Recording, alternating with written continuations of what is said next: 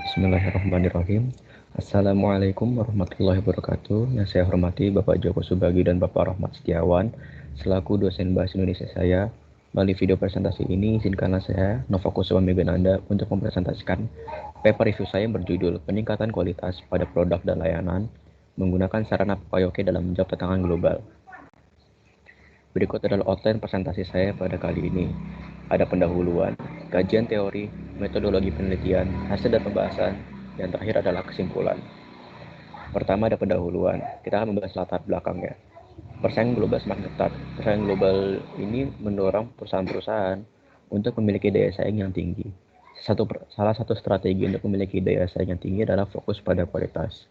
Fokus pada kualitas ini akan menghasilkan loyalitas konsumen yang akhirnya akan menaikkan penjualan. Lalu kita akan membahas kajian teori. Yang pertama adalah kualitas. Kualitas ini memiliki berbagai macam definisi atau makna. Yang pertama itu, mutu atau kualitas adalah keistimewaan produk yang dapat menjawab kebutuhan konsumen. Lalu, mutu atau kualitas adalah sesuatu yang bebas dari cacat atau zero defect. Dan terakhir adalah mutu atau kualitas adalah kesesuaian dengan tujuan pengguna. Selanjutnya kita akan membahas Pokoyoke. Pokoyoke ini berasal dari bahasa Jepang. Pokamisu yang berarti kesalahan yang dikarenakan kecerobohan atau careless mistakes. Yokeru yang berarti menghindari atau avoid. Pokoyoke ini merupakan salah satu pendekatan untuk mengendalikan kualitas produk. Kenapa bisa seperti itu? Pokoyoke merupakan suatu metode untuk merancang produk atau proses sehingga kesalahan tidak terjadi, atau setidaknya kesalahan dapat dideteksi dan diperbaiki. Nanti kita akan membahas pendekatan dari Pokoyoke itu sendiri.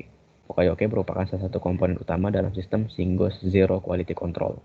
Konsep ini bertujuan agar perusahaan tidak menghasilkan produk cacat atau zero defective product.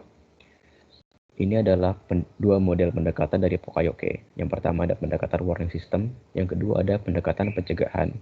Sesuai namanya, pendekatan warning system adalah pendekatan yang memberikan sebuah peringatan, dapat berupa lampu ataupun bunyi tertentu saat sistem mendeteksi terjadinya kesalahan.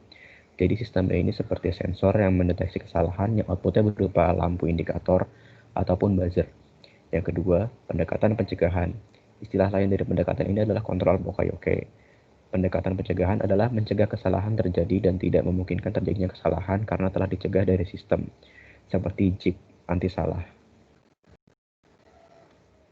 Lalu ini ada metodologi penelitiannya. Yang pertama itu observasi untuk mencari permasalahan. Yang kedua adalah analisis data dan identifikasi masalah. Yang ketiga ada merencanakan tindakan perbaikan. Yang keempat adalah melaksanakan tindakan perbaikan. Yang kelima, evaluasi hasil. Yang keenam, menentukan tindakan perbaikan selanjutnya. Yang pertama ini ada observasi untuk mencari permasalahan. Peneliti melakukan pengamatan di lapangan untuk mencari permasalahan yang terjadi pada proses produksi. Lalu selanjutnya itu analisis data yang telah didapatkan dan identifikasi masalah. Biasanya menggunakan Fishbone atau 5 Whys Analysis. Selanjutnya adalah merencanakan tindakan perbaikan menggunakan 5W2H. Lalu melaksanakan tindakan perbaikan yang telah direncanakan sebelumnya.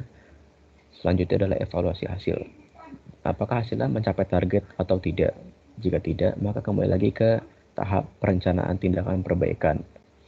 Jika oke, maka menentukan tindakan perbaikan selanjutnya dan standarisasi. Dan akan kembali lagi ke tahap pertama. Kita akan membahas hasil penelitian. Yang pertama ini ada paper berjudul Analisis Pengendalian Jumlah Produk Cacat Air Minum dalam Kemasan atau AMDK menggunakan metode Pokoyoke di PT Imam Montas Sejahtera. Di paper ini memiliki output berupa sensor, alarm, dan SOP. Jadi sensor ini merupakan input yang outputnya adalah berupa alarm, dan mereka semua diatur dan dijelaskan dalam SOP. Selanjutnya ada paper berjudul Usulan Perbaikan Defek pada Sablon Plastik menggunakan metode Pokoyoke di CV Bayer Print 69. Memiliki output berupa sensor dan alarm. Jadi inputnya adalah sensor dan outputnya adalah alarm. Yang selanjutnya, perancangan sistem Pokoyoke untuk part smart key pada proses perakitan mobil di PT XYZ. Memiliki output berupa alat smart key installer dan pickup box yang memiliki sensor dan terhubung ke lampu indikator.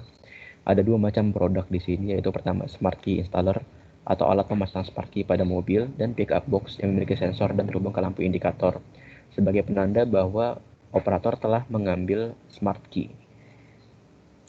Selanjutnya ada pengendalian kualitas dengan metode nominal grup teknologi atau NGT dan Pokayoke untuk mengurangi jumlah cacat panel ASI di PT XYZ. Memiliki output berupa mesin penghalus molding dan jig untuk proses spot welding.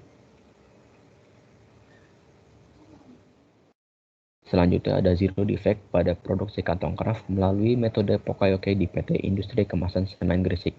Memiliki output berupa alarm untuk mencegah kesalahan. Lalu penerapan Pokayoke untuk mencegah misbinding pada mesin Simtek 300 handler. Memiliki output berupa KOT atau Key Output Track. Jadi semacam sensor yang mendeteksi tabung berwarna hitam yang hanya membawa produk defect agar tidak tercampur ke produk OK. Selanjutnya, perancangan metode Pokayoke pada proses layanan toko sejahtera Kendari. Ini memiliki berbagai macam output yang terbagi di bagian pelayanan, bagian layanan pengecekan barang, dan bagian layanan pencatatan nota dan harga, agar tidak terjadi protes oleh konsumer ataupun supplier jika terjadi kesalahan yang dilakukan oleh pemilik toko sejahtera Kendari. Selanjutnya, usulan pencegahan kelolosan produk NG akibat kegagalan inspeksi di section plastic injection PT Suzuki Indo Mobil Motor dengan metode Pokayoke, memiliki output berupa safeguard atau bisa dibilang seperti SOP. Standarnya seperti apa dalam melakukan pekerjaan dan solusinya apa saja jika terjadi permasalahan. Lalu perancangan perbaikan proses produksi komponen bodi mobil Daihatsu dengan lean manufacturing di PT XYZ memiliki output berupa sensor yang terintegrasi dengan layar LCD touchscreen, Arduino Uno, dan panel bolster. Selanjutnya, usulan penerapan teknik Pokayoke dalam usaha memperbaiki kualitas di PM BME Bandung. Studi kasusnya produk pipe steering head motor RX King menghasilkan hasil penelitian berupa modifikasi terhadap alat dan mesin. Jadi mesin-mesin yang ada di PM BME Bandung ini dimodifikasi dengan menambahkan sensor dan positioning block agar tidak terjadi atau terciptanya produk cacat pada pipe steering head motor RX King. Selanjutnya, pendekatan Lean Six Sigma guna mengurangi waste pada proses produksi genting dan paving. Studi kasus di PT Malang Indah memiliki output berupa penahan dari kayu agar produk tidak terinjak oleh pekerja, poster pengingat untuk berhati-hati ketika bekerja, dan lalu selanjutnya alat perata cetakan berbentuk T terbuat dari kayu, dan SOP. Selanjutnya ada penerapan sistem perbaikan yang berkesinambungan di PT Mewah Indonesia Plan 2 dengan metode Pokayoke dan 5S. Outputnya berupa pemberian marker produk NG dan OK. Jadi produk yang NG diberi marker warna merah dan OK diberi marker warna biru. Lalu ada overall equipment effectiveness dalam peningkatan kinerja produksi ban PT Goodyear Indonesia. Memiliki output berupa alat mendeteksi udara panas pada proses curing. Jadi semacam sensor yang mendeteksi udara panas pada proses curing. Selanjutnya ada usulan penerapan metode Six Sigma dengan konsep DMAIC untuk peningkatan kualitas outsole sepatu sport capsule merek Geoff pada perusahaan outsole di Tangerang. Memiliki output berupa peringatan pada operator jika terjadi kesalahan. Jadi memasang sensor dan outputnya itu berupa peringatan kepada operator. Yang terakhir ada Pokayoke untuk pembuatan pallet package information di bagian shipping. Memiliki output berupa program Visual Basic Application atau VBA pada Microsoft Excel. Berikut adalah kesimpulannya. Yang pertama, tidak semua hasil dari usulan Pokayoke itu berupa alat kayak jig, sensor, program yang terintegrasi dengan Arduino Uno, dan positioning guide. Tapi ada pula yang berupa usulan seperti pengingat atau reminder untuk para pekerja agar tidak melakukan kesalahan dalam proses produksi atau pelayanan. Menambahkan metode dalam pekerjaan seperti SOP, dan menandai produk yang cacat dengan marker berwarna merah dan menandai produk OK dengan marker berwarna biru. Secara umum, Pokayoke berfungsi agar mengurangi dan mencegah terciptanya produk cacat atau defek dalam hasil produksi. Membuat jig juga agar bisa mengurangi potensi yang terjadi cacat pada produk sekaligus memangkas waktu proses dan flow proses. Memasang alarm sebagai penanda jika terjadi kesalahan yang dilakukan oleh operator dan lain-lain.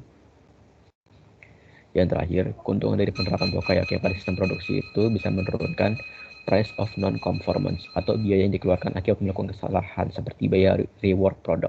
Karena setiap produk cacat yang kita ciptakan akan dilakukan rework untuk diperbaiki di bagian produk yang cacat atau bahkan dilebur lagi menjadi scrap yang merupakan bahan baku proses tertentu seperti pada proses casting.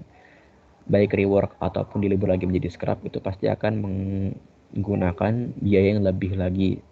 Sebagai contohnya seperti mengelas untuk biaya tambahan dan membuang-buang waktu. Penerapan Pokeoke juga bisa meningkatkan produktivitas perusahaan dengan meningkatnya kapasitas produksi, sehingga bisa memenuhi kebutuhan konsumen dan mengurangi waktu yang dialokasikan untuk melakukan pengerjaan ulang produk cacat atau defect. Sekian presentasi dari saya, kurang lebihnya mohon maaf. Wassalamualaikum warahmatullahi wabarakatuh.